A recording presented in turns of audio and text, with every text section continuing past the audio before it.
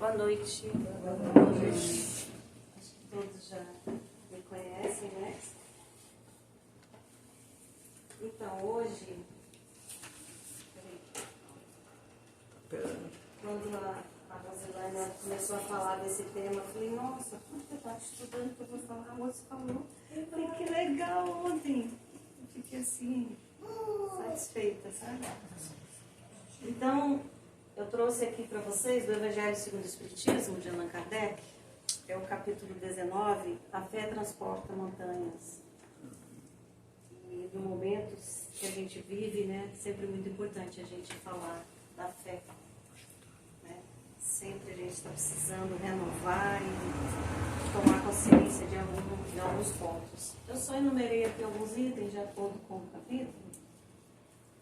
E claro, né, deixa aqui o Evangelho e algumas palhinhas, né? Então, como a gente começa, o que é fé?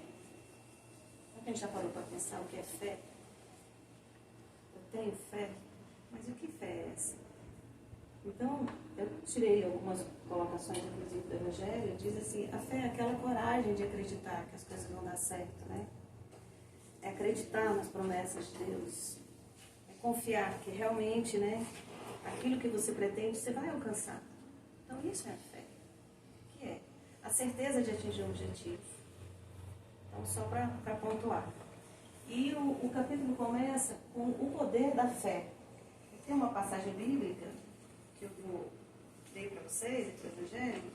Está em Mateus, no capítulo 17, versículos de 14 a 19. Quando se dirigiu ao povo, um homem se aproximou dele, ajoelhou-se a seus pés e disse, Senhor, tem piedade do meu filho que está lunático, sofre muito e frequentemente cai, ora no fogo, ora na água. Apresentei-o a vossos discípulos, mas não puderam curá-lo. E Jesus, lhe dizendo, respondeu, ó raça incrédula e depravada, até quando vos sofrereis? Até quando deverei ficar convosco? Trazei-me até aqui essa criança. E Jesus, tendo ameaçado o demônio, fez com que ele saísse da criança, que foi curada no mesmo instante. Então os discípulos vieram encontrar Jesus em particular e disseram, por que nós mesmos não podemos tirar este demônio? Jesus respondeu, é por causa de vossa pouca fé. Pois eu vos digo, em verdade, que se tivesses fé como um grão de mostarda, dirias a essa montanha, transporta-te daqui até lá, e ela se transportaria, e nada vos seria impossível. Então, quando ele traz, né, já dizendo para os seus próprios discípulos, né, que eles não conseguiram fazer aquilo. E aí ele traz, né, a parte que os Espíritos vêm esclarecer para a gente, né, quando ele fala que transporta montanhas. Então, que montanhas são essas? Ele vem narrando para a gente que essas montanhas que a fé transporta são as dificuldades que a gente enfrenta, são os obstáculos, né? A má vontade que existe entre os homens, essa falta, né, de coragem ou de não ter aquela perseverança, ou mesmo assim, algumas preconceitos, paixões orgulhosas. Então cada um toma um rumo e vai criando essas montanhas, vai criando esses obstáculos, vai criando todas essas dificuldades, né? Então são essas montanhas a que ele se refere. E se a gente realmente tem fé, a gente vai conseguir transportar isso, não é mesmo? E seguido, nesse mesmo item, ele fala em fé robusta e fé vacilante. Qual a diferença entre os dois? O que ele chama de fé robusta aqui no Evangelho? É aquela fé sincera, verdadeira. É aquela fé que ela nos dá perseverança. Até uma coisa que a Rose falou, ela nos dá a energia necessária para a gente vencer as nossas dificuldades. Então é essa fé verdadeira, que ela não vacila. Ela é verdadeira mesmo, sincera, firme. E aí a gente tem que ter justamente essa fé para que a gente consiga vencer, seja os pequenos obstáculos, seja os grandes obstáculos. Aí vem o contrário. O que é a fé vacilante? Bom, quem aqui ainda não pensou assim, poxa vida, eu acho que eu não tenho mais fé, que está tão vacilando. Na mesma hora que a gente tem fé, a gente pensa, poxa, mas aquilo que eu espero não está acontecendo, está demorando, e a gente dá aqueles vacilos. Não é mesmo, Jorge? Uhum. Nossa, são momentos que a gente passa. Então, o que é essa fé vacilante? Ela provoca incerteza, hesitação, fraqueza, aí faz com que a gente desacredite realmente se algo vai acontecer ou não, né? A gente já pensa, poxa, será que Deus realmente está olhando por mim e vai fazer alguma coisa? Então a gente tem que dar um jeito de fugir dessa fé vacilante. Quando isso passar pelo pensamento, a gente mudar a nossa sintonia, as nossas vibrações, para que a gente realmente foque nessa fé verdadeira, sincera, aquela que vem de dentro. E justamente isso, porque essa fé verdadeira, ela nos traz lucidez, ela nos traz equilíbrio. Então ela é justamente o contrário, por isso que ele faz toda essa diferenciação, né? E outra coisa que faz também é que ele nos coloca o seguinte, o pensamento é criação, né? Então se eu trabalho no pensamento para coisas positivas e boas, eu vou alcançar, tanto que eu trouxe aqui até a palavra confiança. A partir do momento que eu elevo meus pensamentos, que eu começo a ter confiança naquilo que eu quero e dizer assim, não, eu confio em Deus, eu realmente vou conseguir, eu vou atingir. Então é isso que a gente precisa trabalhar na nossa fé, né? E outra coisa também, a gente não deve simplesmente cruzar os braços, né? Como tem um ditado que fala assim, tenho fé que Deus vai dar um jeito em tudo. Aí a gente cruza os braços e diz, não, deixa Deus resolver. Né? Pode ser que em algum momento a gente passou por isso, a gente já viu exemplos de pessoas falando assim, né? Como? Eu não vou fazer nada. Porque Jesus age também com aquilo que a gente vai fazendo. Então nós precisamos fazer a nossa parte. Não é só ele vir com a varinha mágica de condão e dizer, pronto, vai acontecer. Que mérito você vai ter? O que você se esforçou? O que você trabalhou para poder merecer essa ajuda, né? Então é exatamente o que trouxe aqui. O que a gente precisa fazer? Além de descruzar os braços, as nossas orações constantes, as nossas boas vibrações, os nossos bons pensamentos, né? Outra coisa também, não é só por nós, é pelos outros. Então aquilo que a gente vai condições de fazer, que a gente faça. Seja alguma coisa material, seja uma oração, seja uma palavra de conforto, de incentivo. Isso também nós estamos trabalhando com a nossa fé, né? Quando a gente coloca os nomes nos caderninhos para vibrações, nós estamos tendo fé de que eles serão atendidos. Nós estamos vibrando por alguém, não é só por nós. Então a gente tem que trabalhar isso porque a gente vai ser beneficiado da mesma forma. E Deus vai agir exatamente pela nossa intercessão, pelo nosso pedido, né, pelas nossas boas vibrações. Então, nunca esquecer da nossa parte. Outra coisa também, quando a gente se vê, até eu coloquei aqui ansiedade, quando a gente se vê numa situação que nos perturba, a gente fica muito ansioso, desorientado, perde o controle, não dorme, fica nervoso, né? E por que é isso? Aí vem o medo, por trás da maioria das ansiedades, o que está? O medo. Medo de quê? Medo de eu não dar conta de cumprir meus compromissos. Né? Medo de eu não assumir assim, as responsabilidades, ou dizer assim, poxa, eu tenho que fazer tal coisa, como é que eu vou fazer? Eu não dou conta. Então, o primeiro jeito que a gente precisa, né, encontrar um jeitinho, é de afastar da gente o medo. E quem aqui tem total confiança? Quem aqui não tem medo? Numa incerteza, num dia de amanhã, num projeto que está começando, numa família nova, né, num trabalho novo. Não dá medo? Não dá insegurança?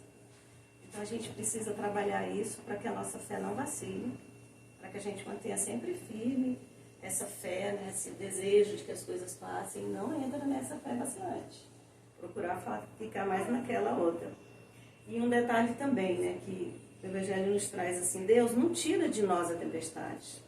Ele acalma o nosso coração para que a gente saiba lidar. Né? Aquela musiquinha maravilhosa que a gente canta ali várias vezes, fala exatamente da tempestade, né, do barquinho. Então, acalma o meu coração, acalma o meu coração.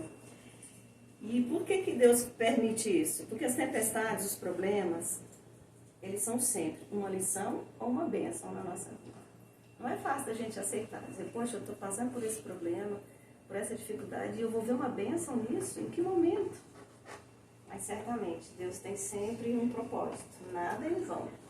Sem dizer também que muitas das vezes alguma dificuldade vem como uma provação ou como um chamamento, para que a gente volte para Deus, para que a gente mais uma vez o busque, procure, né, incentive outros ao nosso redor, a essa fé, ou nós mesmos, para que a gente seja mais firme nesses nossos propósitos. Então nunca esqueça disso, seja qual for a tempestade, ela vem com um propósito na nossa vida, seja bênção ou seja uma lição. Aí o outro item que ele traz aqui da fé e presunção. Esse item eu acho tão legal, eu vou ler aqui direto no Evangelho, tá? Para vocês verem como ele fala bacana. É preciso não confundir a fé com a presunção. A verdadeira fé se alia à humildade. Aquele que a possui confia mais em Deus do que em si mesmo. Sabe que, simples instrumento da vontade de Deus, que nós somos, nada podemos sem Ele. E é por isso que os bons espíritos nos ajudam, né? Já a presunção é mais orgulho do que fé. E o orgulho é sempre castigado, cedo ou tarde, pela decepção e pelos fracassos que são impostos. A gente eu especialmente, né, já ouvi pessoas falarem assim, não, eu não creio em Deus, eu não acredito em Deus. Acredito em mim. Eu consegui isso aqui porque eu trabalhei, é fruto do meu trabalho. Eu consegui tal coisa por isso. Mas e aí, será que ele não lembra, né, que Deus, Ele é o Deus de todas as coisas, o Criador? Nós não somos nada sem Ele.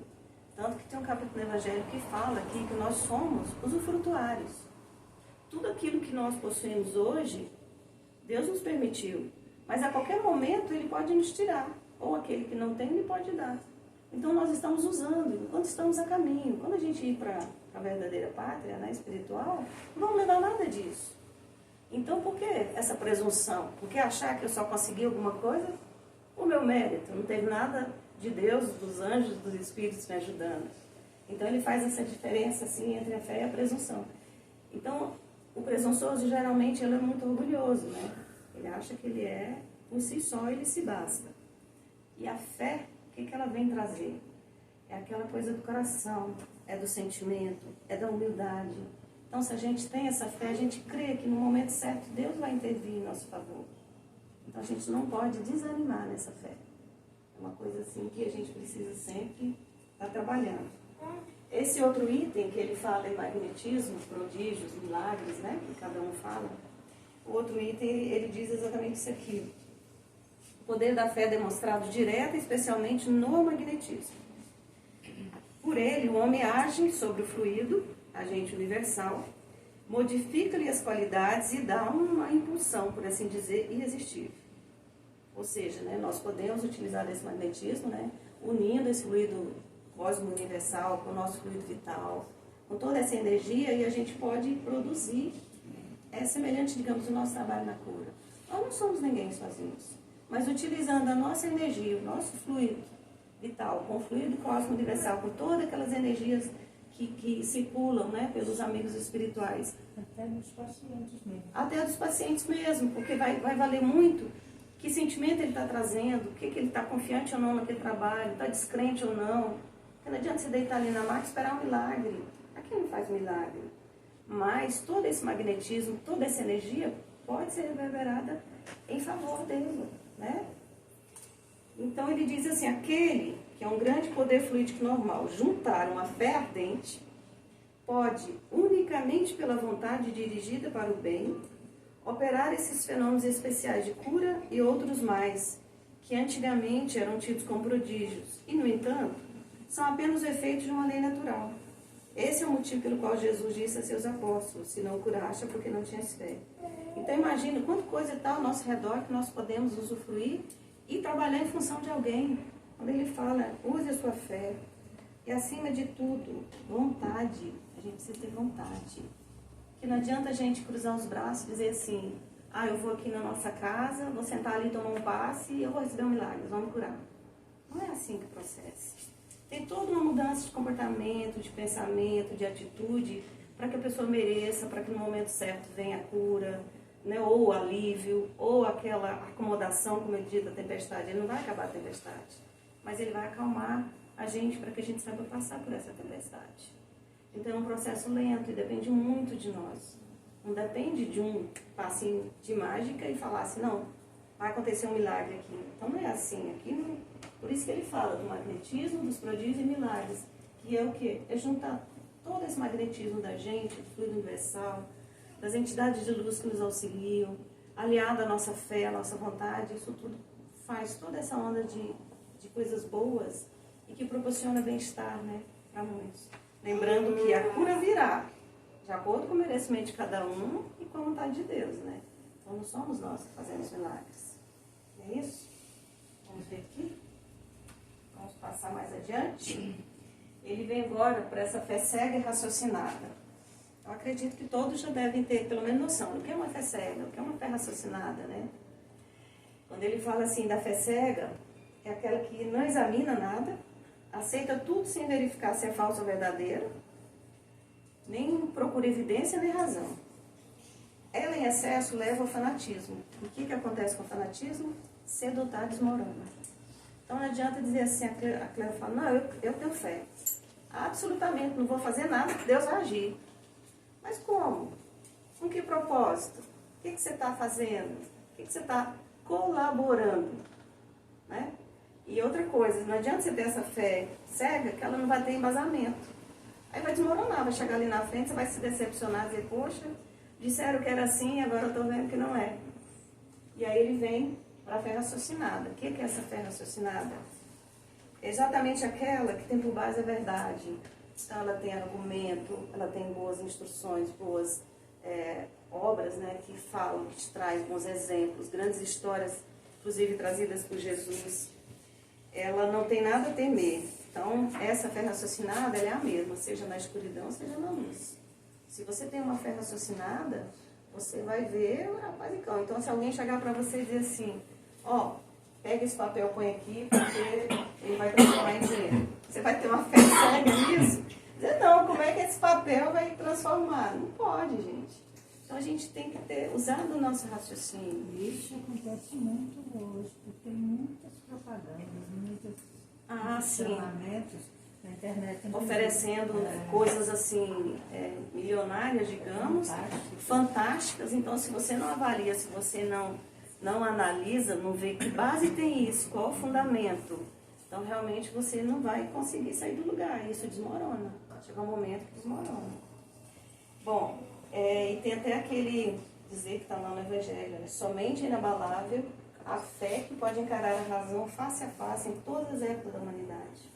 Ou seja, essa é a verdadeira fé inabalável, porque você pode passar por quais foram as situações, qualquer época, mas você vai ter embasamento, você vai ter a verdade, você vai ter fundamento.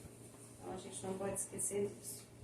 Outra coisa também, até eu escrevi aqui, fé não é receita. Por exemplo, não adianta eu fazer uma receitinha e falar assim, toma André, segue esses itens que você vai ter fé.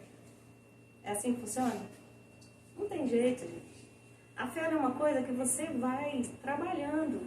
Você vai vendo os acontecimentos, vai vendo aquilo que Deus nos prova, o que Ele nos mostra. E você vai crescendo nisso. Então ela é adquirida. E qualquer um pode ter fé. Existem muitos espíritos que já reencarnam, trazendo essa bagagem de outra encarnação, uma fé muito trabalhada. Você vê até numa criança mesmo. E também tem o inverso. Tem irmãos que usaram mal de outras vidas, não acreditaram nada e chegam aqui assim, igual é criados os novos, né? Serezinhos, nascem simples e ignorantes. Que aí vai caber aqueles tutores de trazer as palavras, né? Para que preencha nele aquele vazio que não teve da informação da fé, para ele ir fazendo aquela plantinha crescer. Né? Falar de Papai do Céu, falar disso, daquilo, para que ele vai crescendo. Quem fez isso? Pai do Céu. Em que sentido? Para que ele dê valor às pequenas coisas e comece a ver que tem um Deus que criou a natureza, que criou as coisas maravilhosas, né? E que a gente tem que sempre ir plantando assim, digamos assim, essa sementinha, essa luzinha, né? Em cada um, para que a gente tenha aí crianças, adolescentes, jovens mais voltados para a religiosidade. E às vezes a gente vê que há casos e casos, né? Mas quantas pessoas não querem saber de religiosidade, né? Acham que é uma coisa que não cabe na vida de cada um naquele momento, se perde por um caminho que depois é difícil aquele retorno, né? Ou a pessoa pegar e achar um caminho certo. E outra coisa também, assim, para que a gente afaste sempre o orgulho, procurando a humildade. Eu tenho fé? Tenho, mas a cada dia eu preciso mais. Não é o suficiente, eu não sou maior que isso. Eu preciso realmente estar sempre trabalhando, né, nessas coisas. Vamos mais aqui. Ele traz depois aqui a fé ativa. Aí tem também uma mensagem que é bem bacana, aqui no item 11, que é o José, Espírito Protetor, em Bordeaux, 1862, ele trouxe pra gente, né?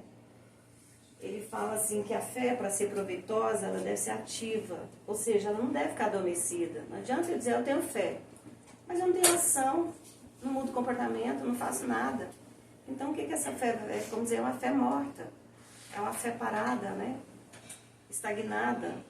Aí ele traz, né, que a esperança e a caridade são resultantes da fé.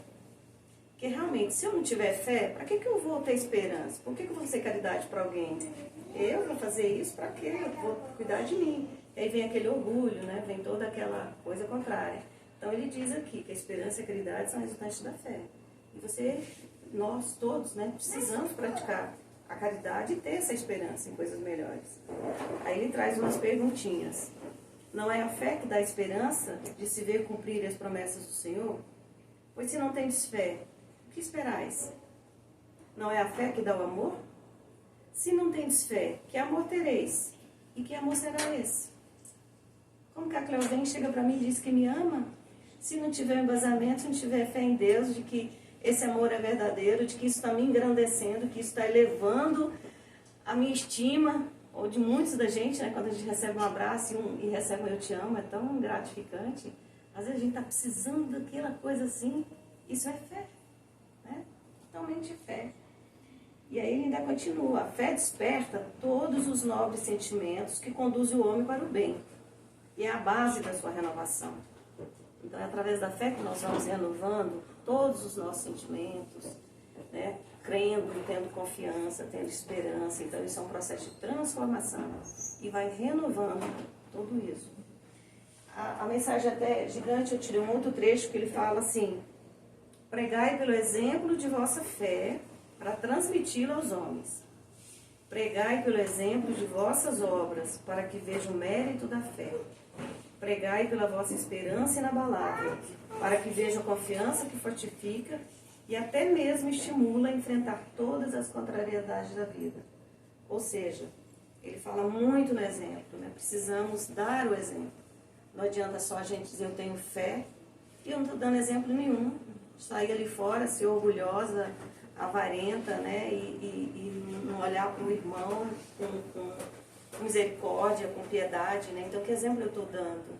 Então, ele fala muito isso. Pregue pelo vosso exemplo, pelas vossas obras, o que você está fazendo, que trabalho você está se envolvendo, né? O que está trazendo de benefício para alguém e certamente retorna todo para a gente, todo esse bem que a gente faz. Eu até coloquei um exemplo aqui da nossa casa, né? Por exemplo, nós estamos aqui. O que nos trouxe aqui? Não foi a fé? Sim.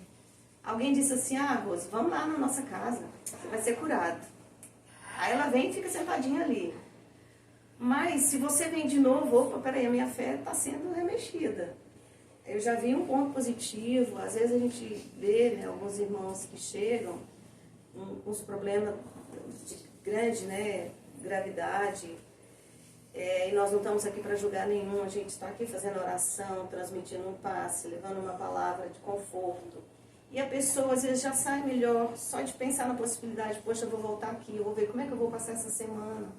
E é tão gratificante quando alguém deita na maca e a gente chega pertinho, como foi sua semana? Como é que você está passando? Nossa, eu estou me sentindo bem melhor. Isso é tão gratificante, é tão bacana você ver o sorriso na pessoa falando isso.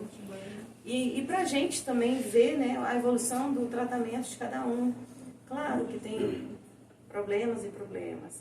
Tem pessoas que ainda não conseguiram desenraigar, ainda não conseguiram se libertar de algumas circunstâncias, de alguns sentimentos.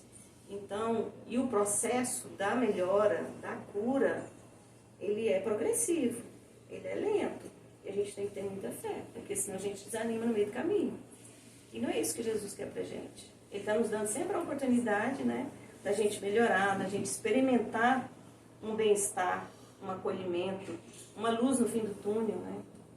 Então eu acho muito legal. Quando a gente traz os nomezinhos, coloca o nome ali, com aquela fé de que também vão receber. A gente está tendo fé de que alguém vai receber. a lista de assistidos, né, no trabalho online. Por que aquela lista está gigantesca? Porque as pessoas têm fé de que aquela lista tem uma equipe espiritual, médica, de assistência, que trabalham, eles que fazem o trabalho. Então, assim, a gente vai tendo fé que a gente vai tendo os resultados, e é assim, gratificante. Então, e só, de novo, vou falar aqui não há milagres. E o processo da cura, ele depende do merecimento de cada um e no tempo certo que a gente estiver preparado para receber. Certo? Vamos aqui mais um pouquinho. Se fosse divina sentada dizendo, olha o tempo. A fé divina, olha lá o tempo. A fé divina é a fé humana. Esse item aqui também, ele é trazido por um espírito protetor, foi escrito em Paris, 1863. Ele fala justamente assim, o irmão nos traz palavras de que o Cristo, que realizou verdadeiros milagres, mostrou por esses mesmos milagres o quanto pode o homem, quando tem fé, ou seja, quando tem a vontade de querer, e a certeza de que essa vontade pode se realizar, ele espera por esses milagres. A gente ainda chama milagres, porque às vezes não tem um contexto. Mas é semelhante ao que eu tinha falado antes. O homem pode operar através do quê? Do que nós tínhamos falado antes, do magnetismo, do fluido universal, junto com o fluido vital do médium, da vontade, da fé. Então tudo isso ele pode operar também. Então essa é a fé divina ou humana. Então você está unindo, né, aquilo que Deus traz, né, da divindade, não é a divina, da divindade, com aquilo que o homem pode oferecer. Né? Que a gente está oferecendo o nosso ectoplasma, o nosso fluido vital, e eles juntam todas essas energias, trabalham no que for necessária e trabalham nas salas de cura, trabalham lá na aplicação do reiki. Então todo esse momento está tendo a ação do homem e a ação da divindade, seja em pó-divindade, seja no santo que você crê, ou naquele irmão, amigo que você crê. Então ele traz justamente isso. Ele fala de novo aqui, ele fala assim, que com a fé não há tendência más que não possam ser vencidas. Então que a gente tenha isso em mente. Seja qual for a dificuldade que a gente estiver vivendo, tenhamos fé. No momento ela vai cessar. Porque nós vamos batalhar para isso e a gente vai ter o auxílio e o zelo e o amparo de Deus em todos os momentos. Aí ele fala de novo do magnetismo, que é uma das maiores provas do poder da fé colocada em ação. É pela fé que ele cura e produz esses fenômenos que antigamente eram qualificados de milagres, né?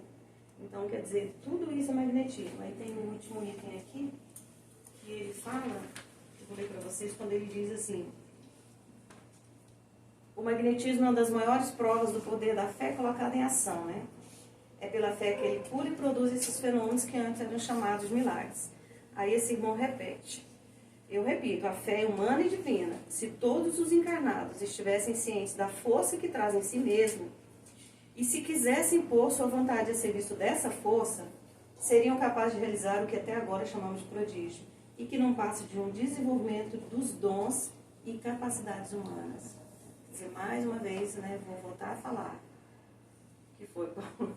Mais uma vez eu vou voltar a falar. Você utiliza esse fluido universal, né, esse magnetismo que há entre humanos, divindade, o fluido vital, todo esse ectoplasma gerado.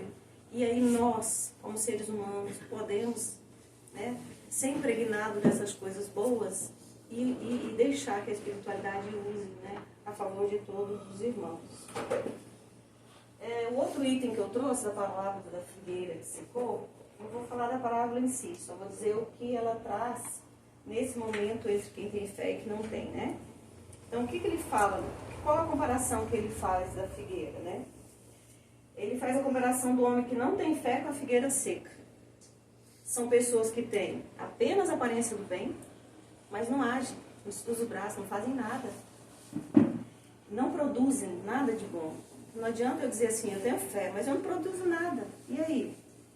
Então, essas pessoas têm a oportunidade de ser úteis, mas não são. Não faz o bem, não faz uma oração, né? Não faz uma visita, não leva uma palavra de conforto. Então, o que lhes falta? A verdadeira fé, aquela fé produtiva, aquela fé que comove as fibras do coração, aquela fé que verdadeiramente transporta montanhas, né? Então, assim, que a gente, quando lembrar da figueira seca, pensar, poxa, eu não quero ser uma figueira seca. Eu quero utilizar dessas coisas boas que tem em mim em favor de alguém. E que isso produza e produza. Para eu não ser aquela planta, né, que secou por falta de uso. É isso, gente. Então, o que eu tinha para trazer para vocês sobre a fé. Tá certo? Obrigada por terem me ouvido.